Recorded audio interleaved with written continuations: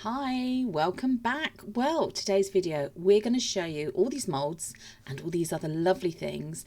And it's going to be part of one of a series of 3 videos that we're going to do as this collection. So this is a reed diffuser mold. And then we've got this beautiful bowl mold that's got some detail on it. Really nice detail. These gorgeous pressed dried flowers. Lovely shades of pink. And then this trinket tray, or actually I would call it a cup tray. So I'll explain a bit more about that further in the video. These 2 lovely egg-shaped moulds with a lovely patterning and detail which go with that oblong tray. Then this rather large ribbed edge effect bowl, which you may have seen in a previous video. If not, why not have a look through our playlist and find it? We've got loads there. Some coaster molds, and finally this lovely large centerpiece mold, which you could actually make some placemats out of, or a charger plate, or whatever you'd like, or in fact you could make a bowl out of that too. Now, hoping to use the decoupage paper, but spoiler alert, I don't actually use that in this video. So coming up, so this is the first of 3 videos in this collection that we're putting together, and I'm going to be using this mold. I'm going to use some aquacast resin, which is an eco resin. So it's a powder and then it's activated with water. It's made by Elichem, and with measuring ratios, mixing ratios, follow the manufacturer's instructions. Of course, you can use any eco resin that you're happy to use. So I've added the water to the powder. I know some people add the powder to the water. Up to you what you decide to do. And then just basically combine it, make sure it's thoroughly mixed. I don't normally mix this fast. Certain clips in this video have been sped up so that you don't have a really lengthy video to watch. Now, the aquacast to me looks a little bit too creamy coloured for the effect that I wanted. So I've just added in some Colour Fun pigment. It's called Colour Fun. It's white, and it's specifically for eco resins. So a little bit more added. Then make sure you stir it in really well, and although it doesn't look it in this light with our camera lights and so on, it is actually quite white, and it does cure quite nice and white as well. So to that we're going to add some of these, which are by J Diction. They're Resincrete pigments. So again, pigments for Resincrete, eco resin. So this is the pink, and it looks quite vibrant and almost neon, and I go in with 5 drops of that just onto the surface of the aquacast. Then we're going in with the red. It's again same brand, and as usual, everything we've used in today's video will have links to the products in the description box. We are not sponsored by any of these products or manufacturers. It's just for ease for you if you decide you want to purchase. So taking a coffee stir stick there, and then just going through, mixing it through, not too much, but just enough to try and create a bit of a marbling or ripple effect, a little bit like raspberry ripple ice cream. So here we have the bigger of the 2 moulds, and I'm hoping at this point that I'd mixed up enough. I've also put it on a piece of card so that it makes it easier to agitate or jiggle wiggle, should we just say, and tap the mould. And of course you do that when you're using eco resins to make sure that you're getting any of the little bubbles to come up to the surface. So you can see there I also poured a small amount and then gave it a good squidge. You don't have to do that if you don't want to. The risk is if you do that, you won't retain your marbling effect. Now, that was quite a lot of powder or eco resin mixed to try and fill that up. I think in the end, this took, I think it was the equivalent of about 450 grams of the powder. And that's quite large. It was deceptively large, actually, this mould. But there we go. I've just given it another nice little tap there and moving it to one side so it can start to cure. This tends to cure within an hour and a half. I've made up some more. I'm just using the same pot, so it looks almost the palest of palest pinky colours. So just adding a bit more of the white pigment to it. Obviously, you don't have to use these colours. You don't have to use an eco resin. You could use regular epoxy resin. Totally up to you what you decide to do. This is just meant to be give you some inspiration. This is a how-to video. This is how we did it. Obviously, you adapt it to how you feel comfortable doing it.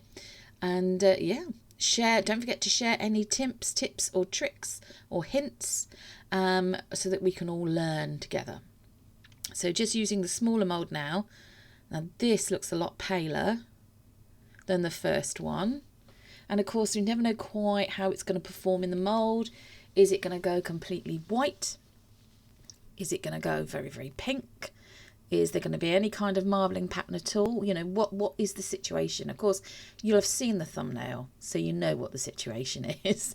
But let's just press on. I had a little bit left and thought to myself, well, it looks quite pale in there, but I'm going to pour it into this mould anyway. Now, this is the oblong tray that the two lovely eggs there, or egg-shaped moulds, sit on. So very much a decor piece, this. Of course, what you could do is add some fine, like string mini fairy lights. And obviously don't include the battery pack in with the resin. But you could do that, and you could then have them as night lights in a clear epoxy resin, or one that's been coloured with alcohol ink, maybe a bit of glitter, something like that. Be lovely in a child's bedroom. So I've mixed up another batch. This looks very, very red, or pinky coloured, I should say. And just wondering, I mean, I love that effect, but not sure quite how this is going to look when it's completely cured. So just going around the edge of the mould now with a coffee stir stick, just to try and make sure that there are no little bubbles that get trapped anywhere at all. Really love that. That looks really good. So this is what I meant about having it on a piece of card, just so that you can, you can jiggle it and wiggle it, agitate the mould. Some people have got vibration or agitation plates that they use. That's fine. Totally up to you. You do it the way you feel best and comfortable doing it. Now I've made up some more again, and this seems to be a lot runnier. Sorry, excuse me. And just pouring it into that other oblong tray that I've got. Now this tray, when you demold it, it's got a separate section. The rounded section is usually for a mug or a glass or a cup and saucer. And then the other one would be maybe to put a small slice of cake on, or a snack of your choice, perhaps a muffin, something like that, or a piece of fruit. Right, now, we still had some left over that was made up, and I don't like to waste resin, don't like to waste anything. So I thought, right, what have we got? So out come the little bear moulds, and I was surprised I had enough to make up two. So we've got one large bear and one medium-sized bear there. So there we go. Just going to scrape the last little bit out so it can go into that mould there. Didn't think I had enough, but after giving the pot a really good scrape round with my spatula, I actually had enough. So there we go, a little bonus bit there from these two lovely moulds. So as I said, this is the first in a series of 3 videos, all to do with this lovely pink and white collection. So resin, this particular eco resin cures after an hour to an hour and a half. This was about an hour and a half later. Look at this. Now, it's a lot paler than it was when it was first poured into the mould. It's like giving me strawberry ice cream vibes, definitely. Maybe I'm just feeling a bit hungry, but strawberry ice cream vibes there. It's coming away from the mould nice and easy. Go careful though. Now this is I'm going to call it the cup and cake mould. And here we go. Look at that on the side. So that's the marbling. And look at how white that is. Now, I was surprised because I thought this would show up really pink. But we've got really fine, delicate marbling. Now, all I'm doing there is just removing some of the little bit of overpour that you can see. It's very thin. Of course, you can leave this 24 hours to dry out completely on a rack and then do this. But I tend to do it as soon as I've demolded it. Just go careful though, because obviously it's not completely cured, so it still has a certain level of fragility to it. This is the other oblong tray which relates to the 2 eggs, and I'm just demolding this one out. Now look how pink that one is on the bottom compared to the other one. You know, this is what I mean about resin. It doesn't matter if it's eco resin or epoxy resin. You never quite know how it's going to behave.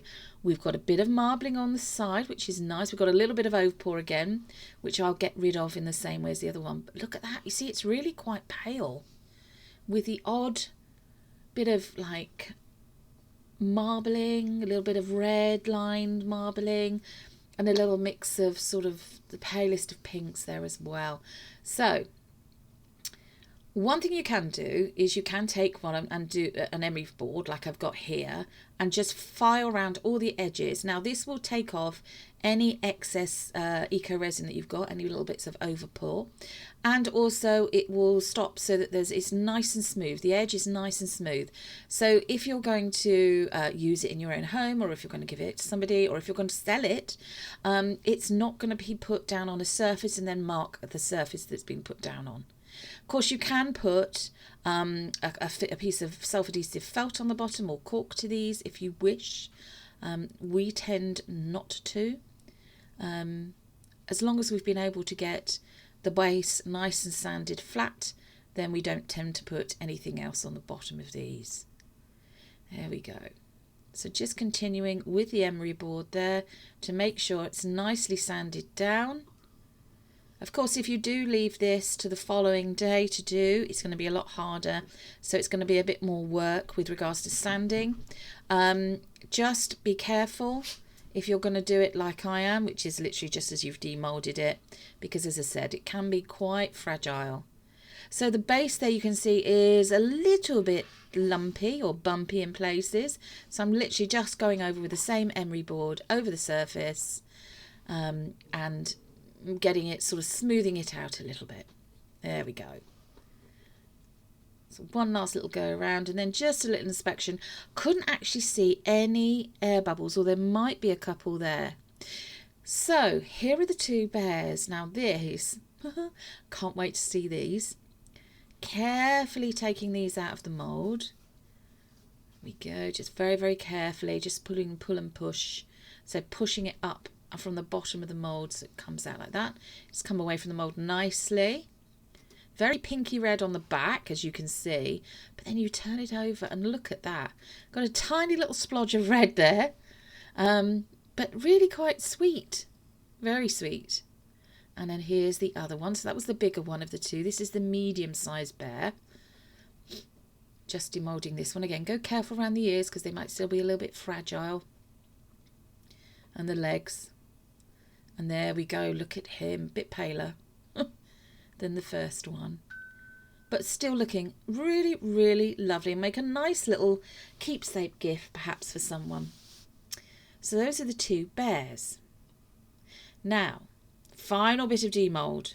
The two big egg shapes. Now, these are heavy. Well, the little one that I'm doing now, I'm just hoping and praying that it comes out and there's not a lot of like little bubbles or gaps, and that we've got some sort of pinkness to it, because it looked, going into the moulds, pouring the eco resin in, it looked very pinky red with not a lot of white, and now it's cured, it looked very white with not a lot of pinky red, apart from on the base. So going careful with these, because this is the first time I've used this mould and I didn't want a lot of the detail that's inside the mould to break off.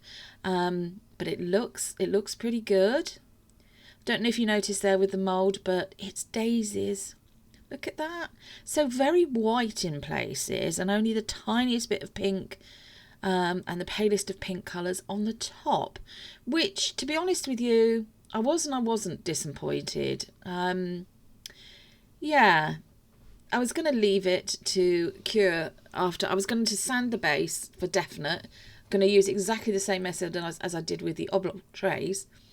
Just going around the edge there with the emery board, taking the sharpness off those edges, making them nice and smooth, and then just across the base there. This one needed hardly any sanding at all. Just very light sanding there. And as I said, you can put a little bit of white or pink coloured felt on the bottom if you wanted, just to give it a soft bottom, so that when you place it down onto a surface, if you're not going to put it on the tray that we've made it with, that, you know, it doesn't damage your other surfaces. It shouldn't do. But look at that, quite pleased with that. It looks like most of the details come out. I think we've got 1 or 2 tiny little air bubble pockets, but not a lot. So again, let's see, this is the bigger one. Now this is really quite a weight to this. I would say the best part of 500 grams, I reckon, in weight. It might be a little bit heavier than that even. The two of them together will definitely be over 1 kilo in weight, definitely. Something to bear in mind if you decide that you like this piece and that you want to purchase it, because obviously that's going to push up the cost of your postage and packaging. Just another thing to mention, we do not ship eco resin items internationally or to Europe, purely because of the weight of it and the fact that we cannot guarantee that it will arrive with you in one piece. Obviously, if it's within the UK, it's much more easy to do that. So here you go. Again, lots of lovely detail with the beautiful daisies. Little bit of pink going on there, but not a lot. We'll have to see what they look like after we've put the sealer on them, because of course that's the next stage after a little bit of sanding of the base of this one, is to gloss seal all of, or to seal all of the pieces that I've made. Now, up to you what brand of sealant you use. We like to use the gloss sealer, which I'll show you shortly. And again, as I've said before, everything that we've used in today's video will be linked in the description box below. So we went with this because I thought it was a bit Easter themed, you know. It's something you can always keep. It's not like a chocolate egg, although don't get me wrong, chocolate Easter eggs, very nice. If that's what you like, absolutely fine. But these, if you're not a sweet tooth person, or you, for some reason, you know, you don't like chocolate, or you don't like chocolate Easter eggs, whatever your jam is or your vibe is, this would make a lovely present. It would also make a lovely present for Mother's Day, or for a birthday, or perhaps even a Valentine's Day. So this is the gloss sealant. I believe that one was from J. Diction. I've got a little plastic plate here that I usually use for painting, and all I'm doing is just pouring out a little bit of this gloss sealer. Now this is a gloss sealer, not a matte sealer. Elechem do a Hydroflow sealer, which you can use that as well. You can use whatever product for sealant you'd normally use. And I've actually got a pottery sponge there. So if you do pottery or work with clay or air dry clay, you might have some of these sponges. It's quite a good thick dense sponge, and are just literally dipping it in the sealant and then popping it all over the piece. And as you can see, it's gone from being almost completely white to bringing out the pink pigment, which I was rather pleased about, really rather pleased about. So I also did the larger egg, and I did the trays as well. Now I'm not going to show you, I don't think we show you all of it, but in this one I just popped a bit into that part of the tray and then took the sponge and made sure it was thoroughly coated over it. So there we go. Just make sure as well that you do all the sides, you thoroughly coat the sides and the bottoms as well. You do need to seal all of it. So there we go, we're just pouring it straight onto it. By all means, of course, you can do that rather than pouring it into a little bowl first, or like the little painting palette plate thing that I've got there.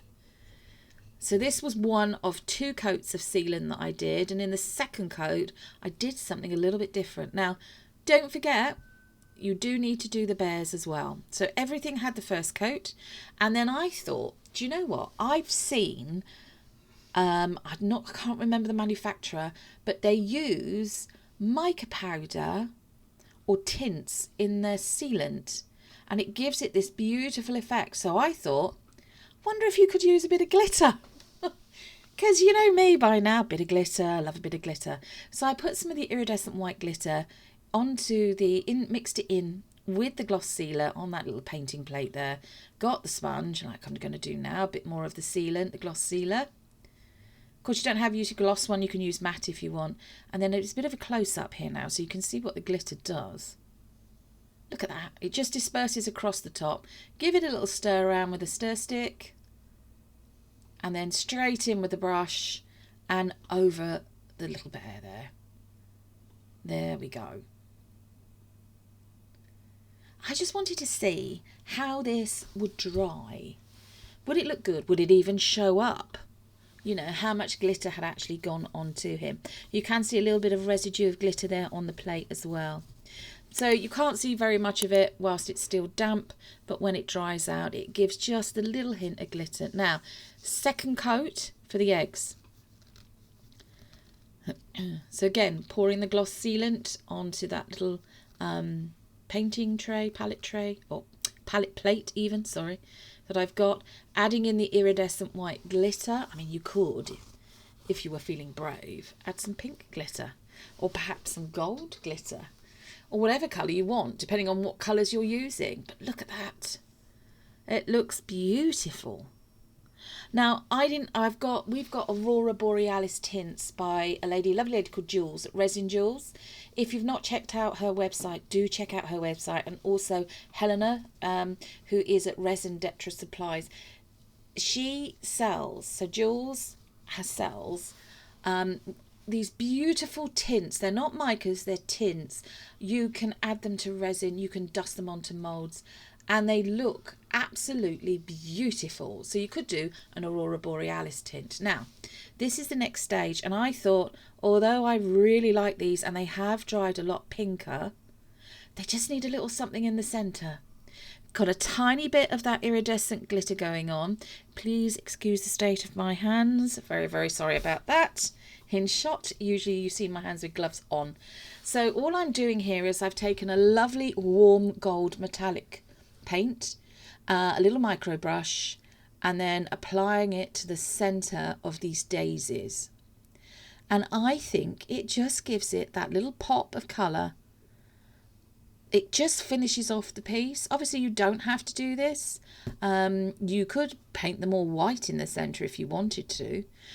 Totally up to you. But I really think this gold just gives it a little something extra. Now, I thought really we need to tie in the rest of the pieces with those.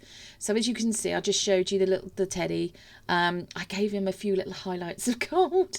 Obviously you don't have to do any of this step, but I'm then also going in. By the way, all these pieces have dried from their second coat of gloss, and all I'm doing is just going around the edges of the trays with this little bit of gold. Look at the sheen on that plate, on that tray there.